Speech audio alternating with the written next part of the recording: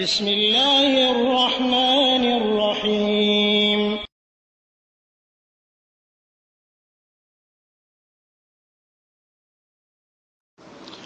بسم الله الرحمن الرحيم الحمد لله رب العالمين والصلاة والسلام على أشرف الأنبياء المرسلين نبينا محمد وعلى آله وأصحابه أجمعين أما بعد সম্মানিত ভাই ওয়ালাইকুম আসসালাম ওয়া রাহমাতুল্লাহি ওয়া বারাকাতুহু। আপনি প্রশ্ন করেছেন যে ওযু করার সময় হাঁটুর উপরে কাপড় থাকলে তার ওযুটা সঠিক হচ্ছে কিনা। পুরুষের জন্য আল্লাহ রাব্বুল আলামিন যে সতর নির্ধারণ করেছেন সেটা হচ্ছে নাভি থেকে হাঁটু পর্যন্ত, আর মহিলাদের সম্পূর্ণ শরীর নামাজের জন্য যে সতর বলা হয়েছে, তো সতর যদি উন্মুক্ত হয়ে যায় তাহলে উজু যাবে না, উজু সঠিক হবে। এবং সতর খোলা অবস্থাও যদি সে উজু করে তাহলে উজু সহি তার, কিন্তু সেটা নামাজ বাতিল হয়ে যাবে। কেউ যদি নামাজের সময় সতর ইচ্ছা করে উন্মুক্ত করে, অর্থাৎ নামাজের মধ্যে দাঁড়ায় যদি হাঁটুর উপর থেকে কাপড় উঠায় এবং তার ইচ্ছা করে আর কি, ভুলে যদি হয়ে যায় কোনো অসুবিধা নাই, কিন্তু ইচ্ছা করে যদি কেউ নামাজের মধ্যে হাত উঠায় কাপড় উঠাইলো, হাঁটু এবং সতর দেখা গেল, তার নামাজ বাতিল হয়ে যাবে। তেমনি ভাবে মেয়ে লোক যদি নামাজ পড়ে তার মুখ এবং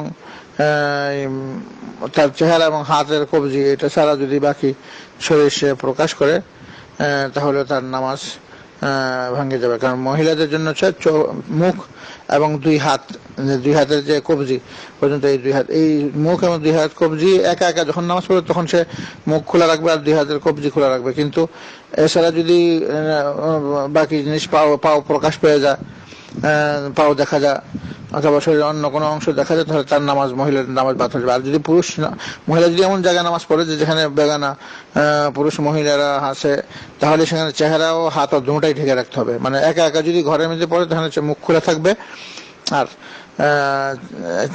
দুই হাত কবজি পর্যন্ত খোলা থাকবে। ঠিক তেমনি ভাবে একটা পুরুষের জন্য নামাজের যে সতর এসেছে এবং নামাজ ছাড়াও সবসময়ের জন্য সতর যে পরপুরুষ দেখতে পারবে না একটা পুরুষের অঙ্গ, সেটা হচ্ছে নাভি থেকে হাঁটু পর্যন্ত, সেটা নামাজে হোক নামাজের বাইরে হোক। তো যদি সে এই অবস্থা সতর উন্মুক্ত অবস্থায় যদি উজুও করে, উজু সহি, উজুর জন্য কোনো অসুবিধা হবে না।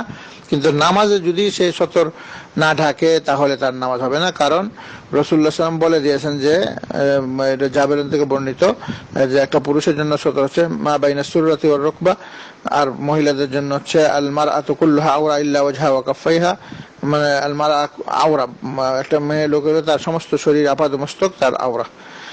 উজু যাবে কি কারণে আমরা এটা জানি নাই, তাহলে আর কোনো অসুবিধা হবে না। উজু কি কারণে যায়? উজুটা এক নম্বরে প্রস্রাব পায়খানা রাস্তা দিয়ে কোনো কিছু বাহির হলে সেটা উজু ভেঙে যাবে, এবং যদি কেউ সরাসরি হাতে লজ্জাস্থানে স্পর্শ করে তাহলে তার উজু ভেঙে যাবে 2 নম্বর। 3 নম্বরে সে যদি তার যদি শরীরে কোনো অংশ থেকে নাপাক অনেক বেশি বাইরে অন্য যে কোনো জায়গা থেকে। 4 নম্বর সে যদি উটের মাংস খায় তাহলে তার উজু যাবে।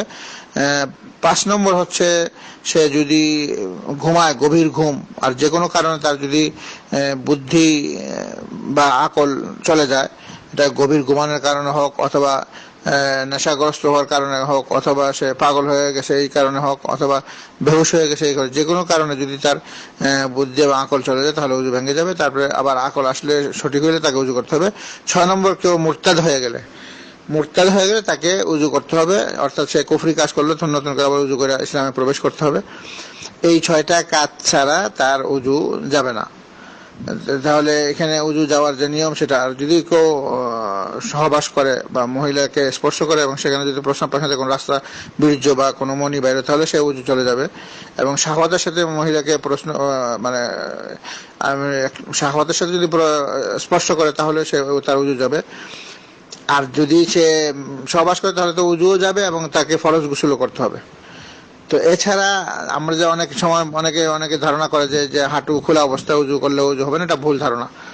কারণ সতর উন্মুক্ত অবস্থায় যদি গোসল করতে গিয়ে একদম সে উন্মুক্ত অবস্থা, তার হাঁটুর থেকে প্রকাশ পেয়ে সে জিনিস এই অবস্থা যদি উজু করে তাহলে সে এটা তার জন্য কোনো উজুর কোনো ক্ষতি হবে না। কিন্তু অন্য মানুষের সামনে সতর উন্মুক্ত করে এটা হারাম, মানে হাঁটু থেকে নাভি পর্যন্ত এই জায়গাটা একটা পুরুষের জন্য সবসময় সতর, যে কোনো সময় অন্য পুরুষকে দেখানো এটা জায়েজ নাই। যে কোনো নিজের এটা লজ্জাস্থান বা এটা সতর, হাঁটু থেকে নাভি থেকে হাঁটু পর্যন্ত, এটা যে কোনো অবস্থা নামাজের হোক নামাজের বাইরে হোক অন্যকে দেখানো এটা জায়েজ নাই। আল্লাহ তাআলা আমাদের সবাইকে সহি জিনিস বুঝার আমল করার তৌফিক দান করুক। সাল্লাল্লাহু আলা নবিয়িনা মুহাম্মদ ওয়া আলা আলিহি ওয়া আসহাবিহি আজমাইন বিরহমাতিকা ইয়া আরহামার রাহিমিন।